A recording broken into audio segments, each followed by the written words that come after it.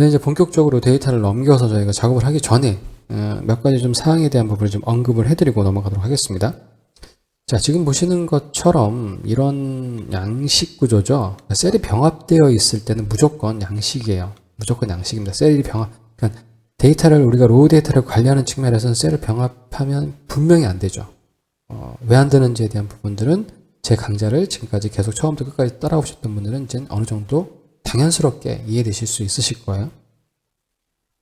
그렇기 때문에 셀을 병합했다는 것 자체는 기본적으로 양식으로 쓰겠다는 의도가 뭐 충분한 거죠. 그래서 이 데이터를 그냥 양식이라고 정의했을 때는 얘를 이제 뭐 찢어내려고 하시면은, 분석해내려고 하시면은 우리가 새로운 엑셀 파일에서 이 파일을 불러서 하시는 게 맞는 작업이에요. 근데 저는 이제 보여드리기 위해서 여기서 그냥 진행을 할 거니까, 여기서 넘기시는 방법은 물론 빈쿼리에서 커런트 워크시트를 가지고 와서 진행하는 방법도 있겠지만 기본적으로 데이터를 이제 표로 만들어서 넘겨주는 그런 부분으로 보신다라고 하시면 거기서 주의하셔야 될 것들, 이제 몇 가지 좀 확인하셔야 될 것들을 좀 보시면서 말씀을 드릴게요. 일단 테이블을 만드신다고 하시면, 물론 이 테이블의 구조가 앞으로 계속 쓰여지지 않는다라고 하면은 굳이 테이블을 만들 필요는 없지만, 기본적으로 이게 계속 쓰여지고 관리되어진다고 한다라고 하면, 근데 그게 우연찮게 양식이다 라고 했을 때도 기본적으로 여러분들 이제 감수하셔야 될 몇 가지 사항들이 있어요. 일단 표를 만드셔야 되는데, 글머리를 포함하지 않는다는 얘기는 이 상태에서 글머리에 해당되는 요소에 대한 해당되는 그 데이터가 없다는 얘기지, 표 자체가 글머리가 없이 표를 만들 수 있다라고 하는 건 아닙니다. 무조건 표는 글머리가 있어야 돼요. 열머리가 있어야 돼요. 이건 뭐 표의 기본적인 요구사항 중에 하나예요. 자, 그래서 확인을 누르시면 이걸 보시는 순간에 이제 짜증을 내시면 안 돼요. 내가 열머리, 글머리를 안 만든다고 했는데도 하고 굳이 또 이렇게 열머리를 만들었네? 왜냐면 표는 열머리가 필요해요. 아까 말씀드렸던 열머리 포함이라고 하는 거는 데이터 중에서 열머리를 대체할 수 있는 녀석이 있냐 없냐 그걸 의미하는 거지, 열머리를 만들지 않겠다라고 하는 의미가 아니라고 하는 거. 자, 그럼 이 부분을 최대한 그래도 좀 화를 좀 억누를 수 있는, 물론 완벽하게는 아니겠지만 상한 마음을 좀 다독일 수 있는 것 중에 하나가 표의 디자인의 기능에서 필터 단추 해제하시고요. 그 다음에 머리끄랭 해제하시면 그나마 조금 유한이 되죠. 하지만 이미 한번 상한 빈정은 어쩔 수가 없습니다. 물론 지금 보시는 것처럼 표로 만들었기 때문에 표는 글머리가 반드시 있어야 되고 셀이 병합되어 있는 그 꼴은 못 봐요. 어쩔 수 없습니다. 그러니까 이러한 꼴을 여러분들이 만약에 못 보시겠으면 표를 안 만드시면 돼요. 하지만 표를 만들어서 내가 관리를 해야 된다라고 측면이 있다라고 하면 이 정도까지는 여러분들이 양보해 주셔야 되는 거예요. 자, 난 2주차도 싫고 나는 데이터 관리가 되는 부분에서 자동으로 연결되는 거 뭐 이런 것도 범위가 동쪽으로 들어가는 거 다 필요 없다. 나는 무조건 보여주기 깔끔하게 이 부분이 전반적으로 내가 작업하는 다른 사람들과의 공동 작업을 하는 데 있어서 되게 중요한 부분 중에 하나다. 이런 것 때문에 되게 이질감을 느끼게 되면 사용자들이 그 부분에서 불편해한다더라. 그런 부분은 생각을 바꿀 수는 없잖아. 우리는 습관이기 때문에 그건 어쩔 수 없어요.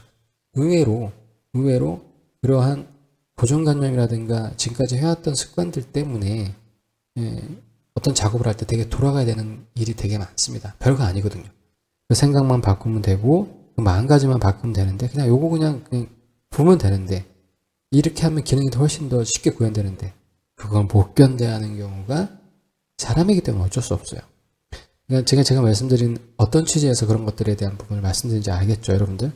이렇게 셀 병합이 깨지는 거 이런 것들에 대한 부분들이 싫으시는 분들, 이게 되게 민감한 이슈 사항이 되는 경우가 있거든요. 그럴 때는 엑셀 파일에서 불러오셔야 돼요. 어쩔 수 없습니다, 여러분들.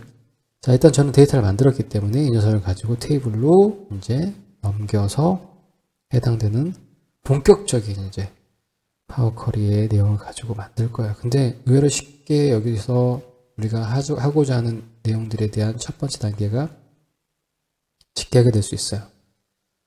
자, 보시면 이제 표라고 하는 녀석이 좀 하나 만들어졌죠. 자, 표라고 하는 녀석이 만들어졌습니다. 자, 그러면 지금 보시는 것처럼 우리가 계층화된 피벗 형식의 데이터를 우리가 언피봇, 즉 데이터를 분석하고 데이터를 추출해내는 이런 방법에 대해서 거의 공식적으로 말씀드렸던 것 중에 하나가 어떤 거였냐면 우리가 셀이 병합이 되어 있는 부분들 n by n이었기 때문에 그걸 채워주셔야 되잖아요. 병합되어 있는 셀이 테이블로 만들어짐으로 해서 또는 병합되어 있는 워크시트를 저희가 그냥 불러오게 되면 무조건 병합되어 있는 거는 파워컬에서 어떻게 돼요? 다 깨진다고 말씀드렸어요. 표로 만들어서가 아니라 우리가 파일로도 가지고 오면 병합되어 있는 셀은 다 깨지게 됩니다. 일단 채워 넣어야 되잖아요. 여기도 A고 여기도 A인데 만약에 여기서 우리가 필터링해서 A만 걸러내라 그러면 이 너래라고 하는 것들은 다 날아가 버리는 거잖아요. 얘도 A고 얘도 B고 얘도 C고 얘도 D요. 채워주셔야 돼요. 열 추가가 아니라 변환에 가셔서 채우기의 아래로 하시면 되죠. 자, 그 다음에 지금 보시는 것처럼 1월도 여기까지 쭉 채워줘야 되잖아요. 2월, 3월, 4월 이렇게 채워줘야 되기 때문에 행방향, 그러니까 열방향으로 채울 수 있는 기능이 없거든요. 요건 채우기는 다 기본적으로 열을 기준으로 해서 줄을 방향으로 채워주는 기능이기 때문에 이렇게 열방향으로 채워주는 기능은 없습니다. 그렇기 때문에 저희는 어떻게 하셔야 돼요? 그럴 때는 행과 열만 바꿔주면 되잖아요. 행과 열을 바꿔서 지금 보시는 것처럼 첫 번째 1월에 해당되는 데이터들을 채우기 아래로 해주시면 됩니다.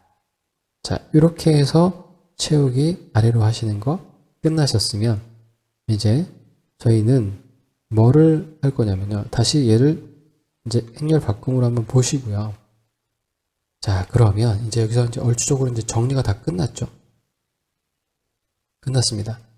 그러면 여기서 이제 그 전에 제가 파트를 두 개를 나눠야 돼요. 자, 1월 1일하고 데이터들. 그 다음에 1월 16일하고 데이터들.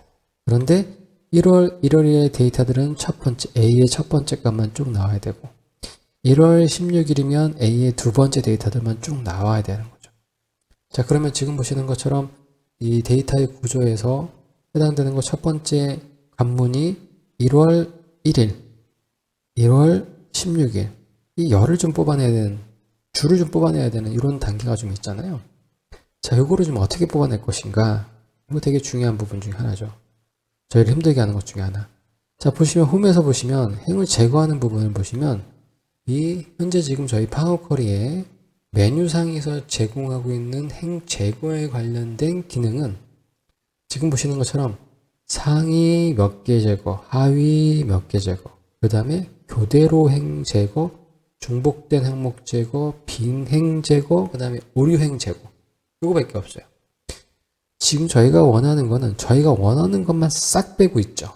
자, 지금 보시는 것처럼 첫 번째, 두 번째, 그러면 여기 세 번째, 요 세 번째 줄을 다 날려버려야 되잖아요. 첫 번째 파트에서는 세 번째가 없어져야 되고요. 두 번째 파트에서는 요 두 번째 줄이 없어져야 돼요. 요 두 번째 줄이 없어져야 돼요. 그렇죠?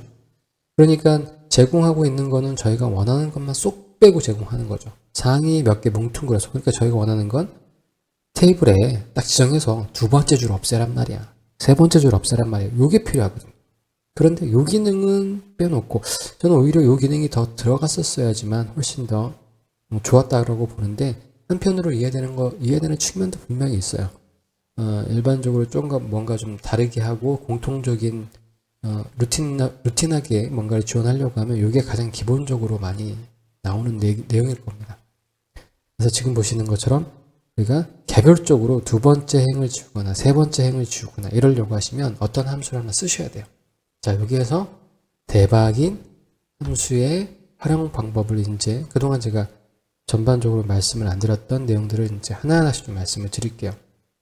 우연치 않게 제가 이런 것들에 대한 부분들을 언젠가 말씀을 드려야죠. 이렇게 예제를 뭐가 없을까라고 이렇게 고민하다 보면 이렇게 그때마다 이렇게 질문 주신 사항들을 가지고 의외로 여러 가지 확장성 있는 제가 이런 것들을 어떻게 말씀을 드려야 될지 이거를 공감하실 수 있는 조금 더 공감할 수 있는 데이터 예제를 가지고 말씀을 드려야 될 텐데 고민하던 참에 항상 이렇게 질문을 주셔서 질문 주셔서 너무 감사하고요. 여러분들도 혹시 여러분들 업무상에서 이런 것들 좀 질문했으면 좋겠다라고 하는 게 이렇게 주시면 저한테는 또 의외의 큰 소스가 되거든요.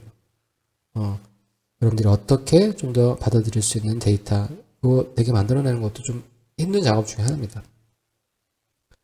자, 계속해서 말씀드리면 이제 요 방법의 함수를 가지고 여러분들이 활용하시면 되게 좋은 방법 중에 하나가 되시는 거예요. 자, 요거 여러분들 여기서부터는 되게 중요한 부분이 정신을 좀 집중하셔서 보실게요. 함수가 지금 보시는 것처럼 이렇게 기능들을 만들어 놓은 거라고 제가 말씀을 드렸잖아요. 그런데 전반적으로 이 함수에 대한 기능에 대한 부분에 대해서 이거 말고도 되게 많은 함수를 활용할 수 있다고 말씀을 드렸어요. 그게 대략적으로 m 함수가 600개에서 700개 정도가 된다. 근데 저희가 언제 그 축에 600개, 700개를 다 합니까? 모르죠. MS 사이트에 가시면 그런 m 펑션에 대한 부분들을 레퍼런스를 쭉 정리를 해놨어요. 그러니까 무슨 함수가 있고 이름별로 쭉 정리를 해놨단 말이에요. 그러니까 절대 외울 수 있는 사람도 없고 외우지도 못합니다. 지금 보시는 것처럼 저희가 행과 열을 바꾼 거를 table.transpose 그 다음에 해당되는 테이블 선택하면 그 테이블을 트랜스포즈 해주는 거죠. 바꾸는 거예요. 이거는 지금 보시는 것처럼 행과 열 바꿈 이 기능을 쓰면 우리가 그냥 한 번에 바꿔주는 거죠. 자, 1년에 이러한 함수들이 되게 많이 있거든요. 다 기억 못하죠. 그래서 그 함수들을 쓰는 방법, 그 다음에 그 함수들을 이해하는 방법, 이 녀석을 어떻게 이해할지 또 어떻게 쓰는 것만 여러분들이 아시면 기본적으로 이걸 조금 더 활용하시는 데 있어서 그 문턱을 좀 많이 낮추는 거예요. 이걸 완전히 없앨 수는 없어요. 그냥 뭐 세상에 마법과 같은 일들이 일어났으면 좋겠지만 세상에 마법과 기적은 없습니다, 여러분들. 운이 좋은 거 있냐? 운 때는 있지만 기적은 절대 안 일어나요. 우리가 사는 현실에서.